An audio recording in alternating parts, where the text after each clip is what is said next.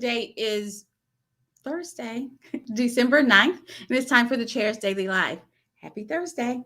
Alrighty, so while we're in session and usually during election season, I like to talk about bills elected and elections, and I've kind of strayed away from that because we're not in election season. Well, we're not in session. We're in election season, but we're not in session.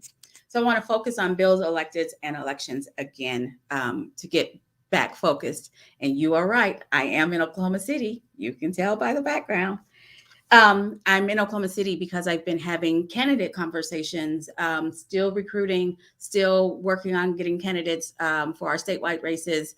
Talked to an incredibly interesting candidate for a corporation commission today, another candidate for a state senate race, and so we're still working on it. We're still working on it, and so that's what I want to talk about with regards to elections. Elections have consequences.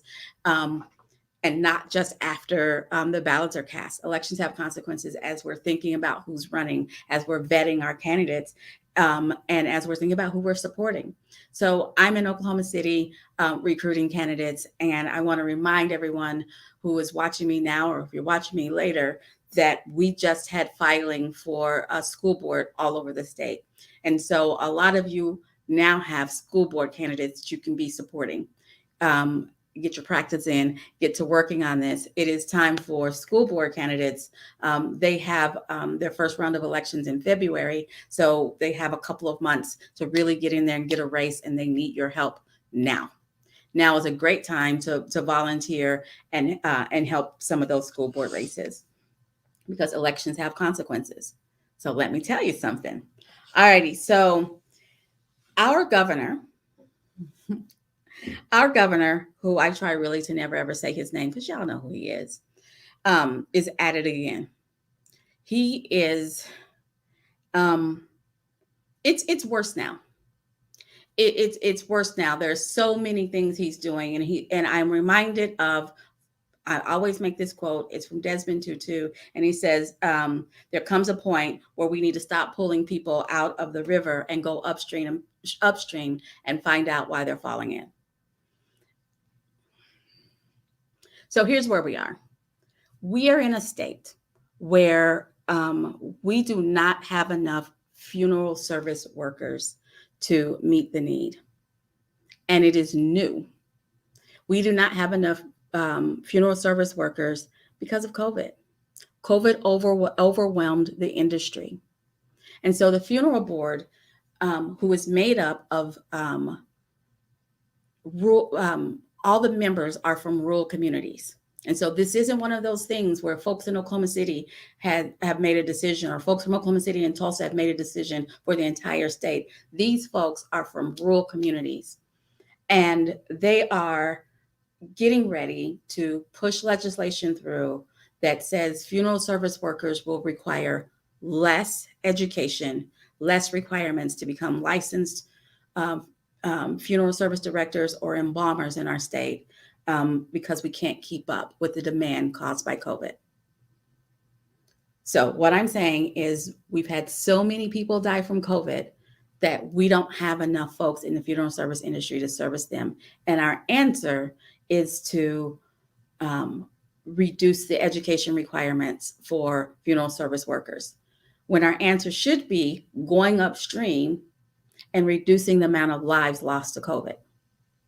But that's not what we're doing because our governor keeps pretending like he doesn't believe in COVID. He keeps pretending like Oklahomans are going to exercise personal responsibility and reduce the loss of deaths due to COVID, and then this won't be an issue. If we're being serious, and the funeral board is serious, if we're being serious, we know that as long as we go down this path, we're going to continue to lose Oklahoma souls to COVID, and at an alarming rate that the funeral service industry in Oklahoma cannot handle it. There comes a point where we have to stop pulling people out of the river and go upstream and figure out what the cause is. Well, here's the thing. We know the cause. Too many deaths from COVID. Lackadaisical COVID mitigation strategies. Our governor and attorney general pretending like COVID isn't real. fighting vaccine and mask mandates and doing everything they can to let COVID run its course instead of mitigating COVID leads us to too many Oklahoman deaths, which leads us to we're going to reduce the requirements. We're going to reduce the education requirements for our funeral service industry. Don't think that that's the right answer, but that is a decision that is being made right now.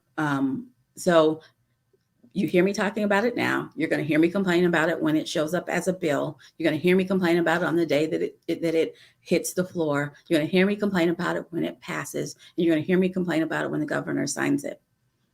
Instead of ramping up the funeral services industry to this level, and I'm a capitalist, I get it, but instead of ramping that up, why don't we go upstream and reduce the number of lives lost due to COVID? Staying on COVID, staying on the governor. Oklahoma National Guard. Our governor isn't satisfied with losing a fight once.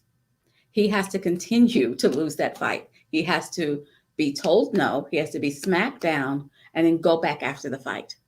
He was told no already by General Austin that he can't exempt our National Guard from COVID vaccines, and he's still fighting it. And we're the only state fighting it, frankly. And he was told again, if our Guard members don't get vaccinated, they are not eligible to serve. If they're not eligible to serve, they're not eligible, wait for it, to get paid. He is risking these folks' pay by stringing them along, thinking that there's a chance that they might get out of this. Tell people the truth. You need the vaccine so you can continue to get paid, so you can continue to build rank, so you can continue to climb up the ladder in the military. It's as long as he keeps this up, he's risking their pay, he's risking their careers. And they may be reassigned involuntarily to the individual ready reserve, which is a thing I just learned about today. But if you are a member of the individual ready reserve, that is not part of it's this special little group, you're not getting paid. You're not gaining rank. You're just over here in case we have to call you up. And since you're over here, then we know we're going to have to vaccinate you before you can serve. And it doesn't matter if they're serving in Oklahoma or if they're serving outside of Oklahoma. He is risking their pay, risking their career. Come on. I have a personal story about the National Guard where they personally saved my life. And so I take this a little personally. He needs to stop. He needs to stop, but he's not going to. Which brings me to what you guys love to hear me say. He needs to be replaced. We need a new governor. Currently, there are 2 Democrats who are challenging this governor. Now is the time. Don't wait until after primaries. Now is the time that you need to get out there, pick your candidate, and support them. Don't just support them by telling people, do that. Don't just support them by sharing their social media feed, do that. But get out there and support them with knocking doors, dropping literature, donating money. They need your help now.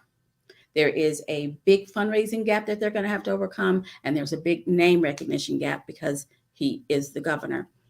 I'm not going to share his name. I'm not going to help get his name out there, but our Democratic candidates need to get their names out there. They need your help to get their names out there because we have to defeat this guy.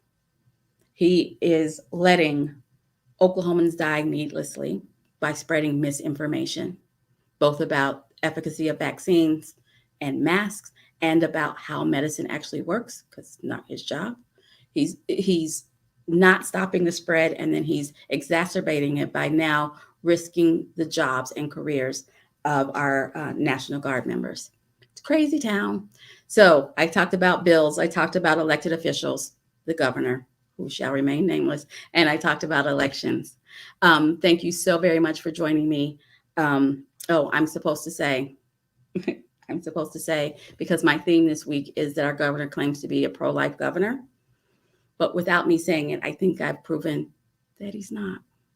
He's pro-birth, and he doesn't care what happens to people afterwards. He doesn't care about their livelihood. He doesn't care about their education. And if the funeral industry tells us anything, he doesn't even care about how they're taken care of afterwards. For shame. All right, guys, join me here tomorrow at 4:15. But in the meantime, you guys have a good evening.